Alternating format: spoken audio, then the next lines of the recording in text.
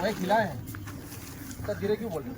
भारत माता की भारत माता की। प्रिंसिपल सर, प्यारे स्टाफ, क्लास 8 की विदाई लेने वाले स्टूडेंट और बाकी विदाई देने वाले सारे स्टूडेंट, आज आप सभी को पता ही कि 8 क्लास वालों की विदाई के लिए हमने एक कॉम्बो पैक, जिसमें आपकी विदाई भी हो गई और आपका टूर भी हो गया। आप सभी को मजा आया इसमें? सभी को आया? अब भी क्लास 8 वालों के लिए स्पेशल और आप सभी को, सभी के लिए बड़े ध्यान से सुनेंगे। पढ़ाई आपकी ना तो अभी खत्म हुई है,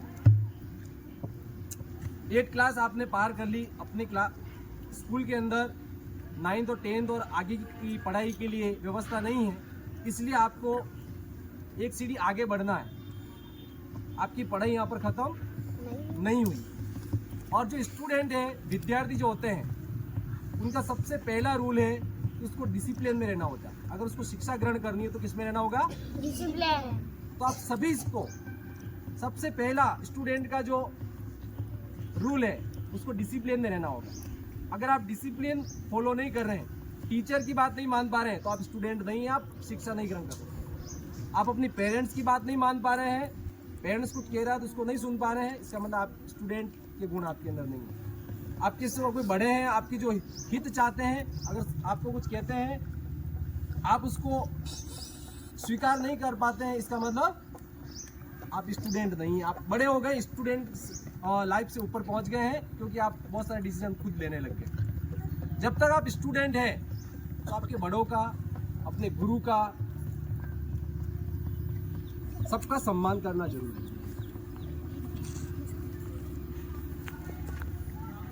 बहुत सारे बच्चे जब स्कूल से निकलने के बाद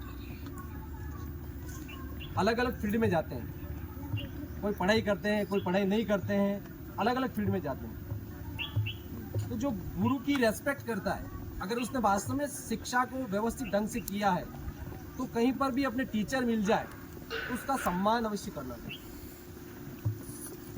उसके लिए एक श्लोक है संस्कृत में, आपने सुना होगा। संस्कृत में क्या, हिंदी का ही है वो, दोहा टाइप है कि गुरु गोविंद आऊ खड़े काके लागू पाए। बोलो वेरी गुड, आप सभी को आता है। फिर से बोलिए, गुरु गोविंद खड़े काके लागू पाए। इसका अर्थ तो आप सभी जानते ही होंगे, जानते हो ना? हमारे सामने हमारे गुरु जी खड़े हैं, ईश्वर भगवान खड़े हैं, और कौन खड़े? गुरु और गोविंद दोनों खड़े हैं ना। तो सबसे पहले जो प्रणाम करते हैं या जिनको सम्मान देते हैं, तो किसको देना है? क्यों देते पहले? गुरु को क्यों दे रहे हैं? उन्होंने ईश्वर तक जाने का मार्ग, आपको वहां तक जाने का मार्ग किसने बताया है? तो गुरु आपके लिए, मेरी बात सुनो, आपका गुरु इसका मतलब ये नहीं कि जो शिक्षा देने वाला ही गुरु है। आपके घर पे आपके माता पिता भी आपके गुरु हैं, उनकी बात को मानना है, प्रथम गुरु है, उनका सम्मान करना जरूरी है। ऐसा कोई अगर कर रहा है, इग्नोर करता अपने माता पिता को, किसी को, ये बहुत बैड हैबिट है। इस हैबिट को छोड़ देना, क्योंकि आप जीवन में अगर सफल होना है, हमारे बड़ों का सम्मान करना मस्ट है। सुन रहे सभी? हमारे बड़ों की बात का सम्मान करना सबसे मस्ट है। और एक चीज, अपना जो चरित्र जानते हो? जानते हो ना? चरित्र जानते हो नहीं जानते हो? नहीं जानते हो? चरित्र नहीं जानते? हम कैसे कैरेक्टर, हमारा नाम लेते ही, अशोक का नाम लिया तो उसके सामने पूरी फिल्म खुल जाती कि क्या क्या है वो, पूरे इसके एक आ जाता है शॉट, ये वो है, ये है, वो आपका कैरेक्टर है।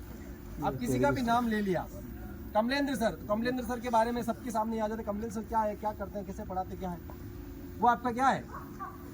कैरेक्टर है ना।